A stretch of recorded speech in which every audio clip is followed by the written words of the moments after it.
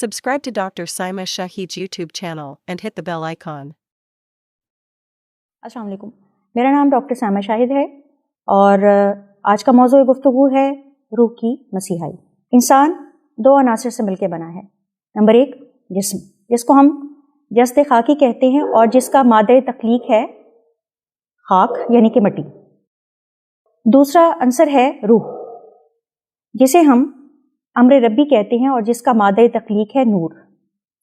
جسم کی ضروریات، دوا، غذا سب اس زمین کی خاک یعنی مٹی سے پوری ہو سکتی ہیں۔ روح کی ضروریات، غذا اور دوا صرف نور ہی سے پوری ہو سکتی۔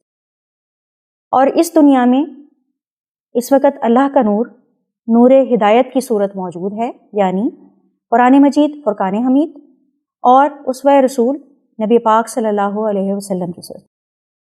ہمارے مشاہدے میں یہ آیا ہے کہ آج جسمانی بیماریوں سے کہیں زیادہ روحانی بیماریاں پریشان کن ہیں۔ آئیے اس کی وجوہات پر غور کرتے ہیں۔ روح بنیادی طور پہ عالم بالا کی شے ہے اور وہ اس زمین پہ مضطرب ہی رہتی ہے، کیونکہ لالچ، حرص و ہوا کی آلودگی، گناہوں کی کثافت یعنی غیبت، جھوٹ، بہتان، حسد، تکبر، ان سب کی وجہ سے روح بیمار ہو جاتی ہے۔ ظلم و تشدد اور قطع رحمی کے کانٹے روح کو زخمی کر دیتے ہیں۔ جب روح انسانوں کو اللہ سبحانہ تعالیٰ کے احکامات کو نظر انداز کرتے اور نبی پاک صلی اللہ علیہ وسلم کے فرمودات کو فراموش کرتے دیکھتی ہے تو یہ تڑپ اٹھتی ہے۔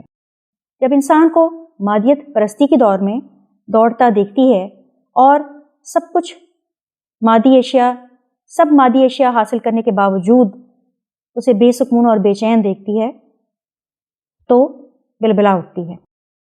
ان سب چیزوں کا نتیجہ ہمارے جسم میں anxiety, depression, obsession, by polar disease اور بے سکونی، بے چینی کی صورت نکلتا ہے۔ روح کے ان تمام مسائل کا حل قرآن پاک، جو کہ عشق الہی کا نصاب ہے، اس میں موجود ہے۔ قرآن پاک ہمیں اللہ تعالیٰ کا ذکر جا بجا ملتا ہے، اللہ تعالیٰ کے احکامات، اللہ کی پسند، ناپسند، انعامات اور سزا اور اللہ سے قریب ہونے کے تمام اسرار و رموز ہمیں اس میں ملتے ہیں۔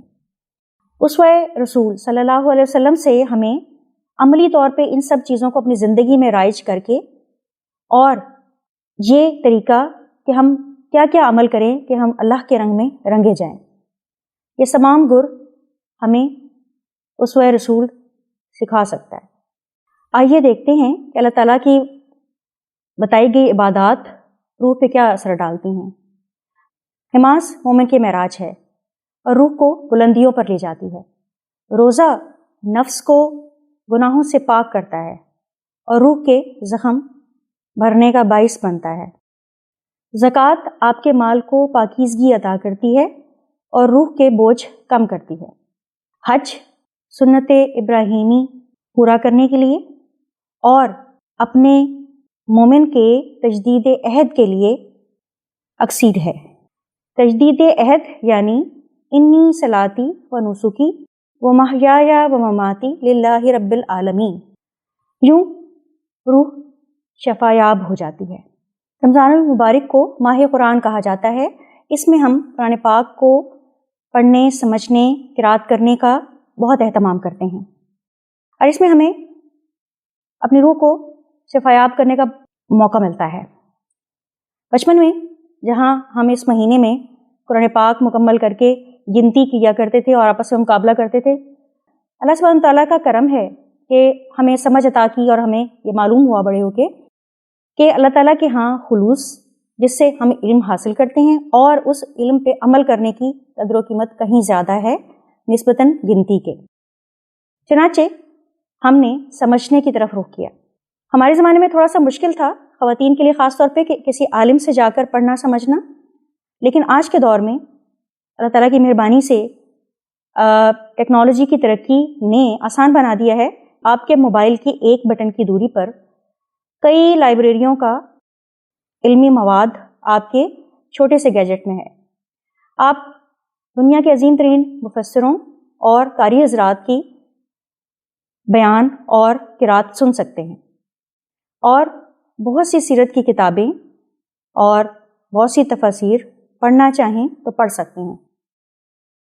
مجھے امید ہے کہ ہماری پڑھی لکھی نوجوان نسل اس سنہری موقع سے فائدہ اٹھائے گی اور اپنی روح کی مسیحائی کر پائے گی۔ جسمانی عارضوں کے لیے دوائیاں اور ریسرچ مغرب کی ترقی یافتہ اقوام کا خاصہ ہے، لیکن روح کی بیماریوں کا علاج ان کے پاس نہیں ہے۔ وہ اللہ تعالیٰ نے مومن کو عطا کیا ہے۔